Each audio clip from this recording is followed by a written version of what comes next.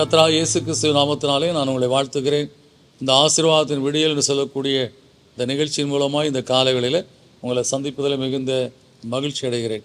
இந்த நாளில் நான் உங்களோடு கூட பகிர்ந்து கொள்ளும்படியான தேவனுடைய வார்த்தை எரேமியா தீர்க்கதரிசியின் புஸ்தகம் 39ஆம் அதிகாரம் 18ஆம் வசனம், உன்னை நிச்சயமாக விடுவிப்பேன் என்று சொல்லி இந்த வேத வசனம் சொல்லுகிறது. நம்முடைய வாழ்க்கையில் விடுதலையே இல்லையா என்று சொல்லக்கூடிய நிலையில் அநேகருடைய வாழ்க்கையில் வாழ்ந்து கொண்டிருக்க இப்படி காரியத்தை பார்க்கிறோம். பிசாசு போராட்டத்தில், பிலிசூனிய கட்டுகளில், மாந்திரிக கட்டுகளில், பல விதத்தில் குடும்பங்கள் அவள் அறியாமலே அவர்கள் வேதனைப்பட்டு கொண்டிருக்கிறார்கள்.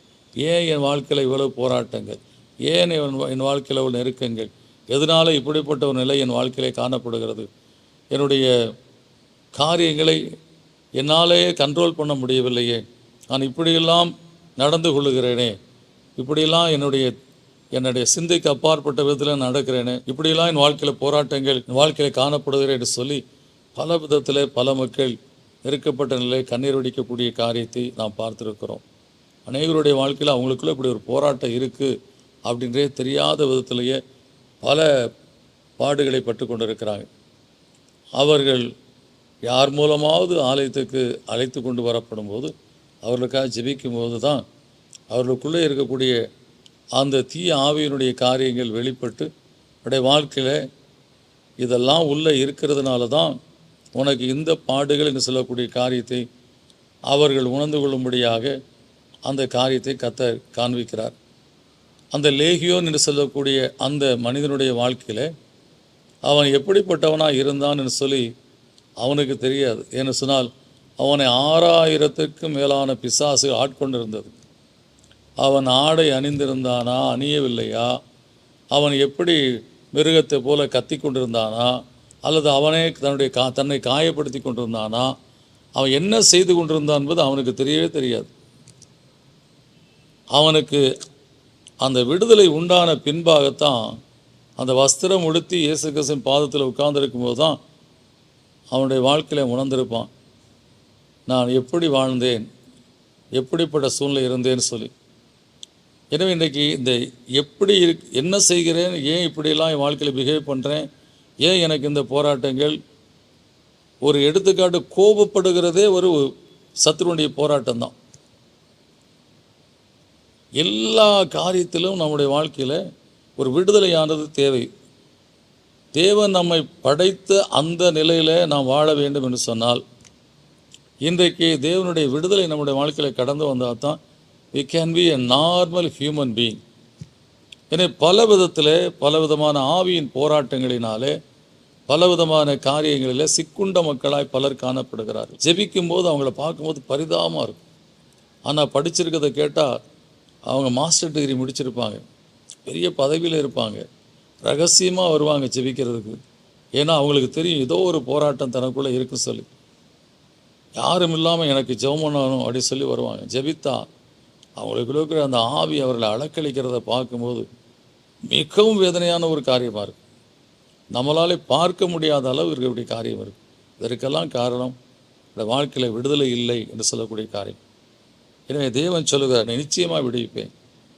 நம்ம செய்ய வேண்டிய ஒரே ஒரு காரியம், லேகியோன் ஏசு அந்த பட்டணத்துக்கு வந்தவுடனே அவருடைய சமூகத்தில் ஓடி போய் முழங்கால் படிக்கிட்டான். ஏசு அவனை விடுவித்தார்.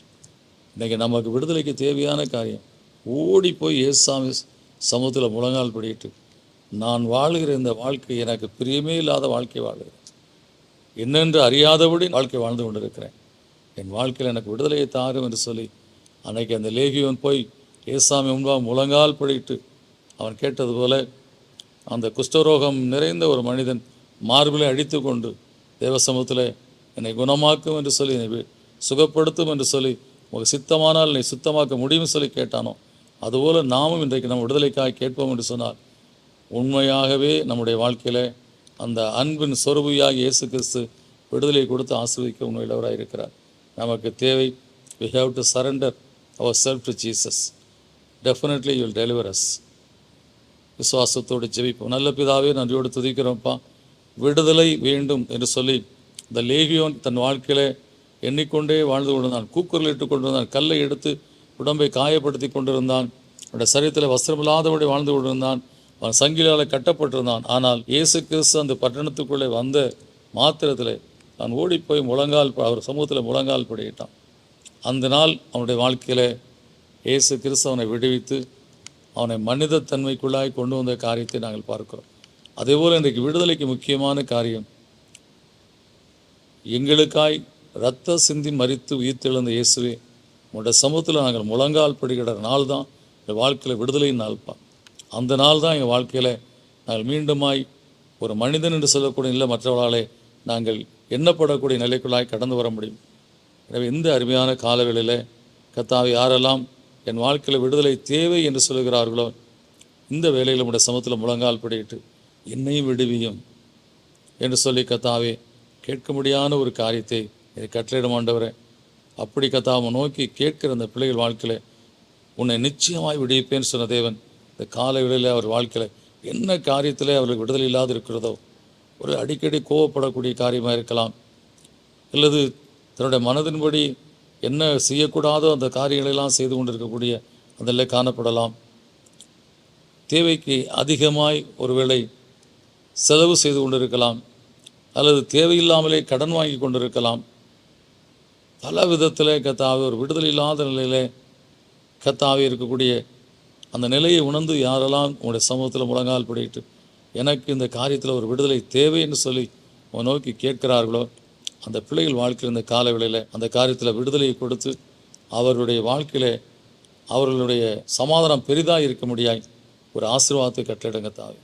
இயேசுவின் நல்ல பிதாவே, ஆமென். எனக்கு அன்பானவர்களே, நமக்கு நன்றாக தெரியும், நான் இந்த காரியத்தில் அடிமைப்பட்டு இருக்கிறேன். எனக்கு ஒரு விடுதலை வேணும்.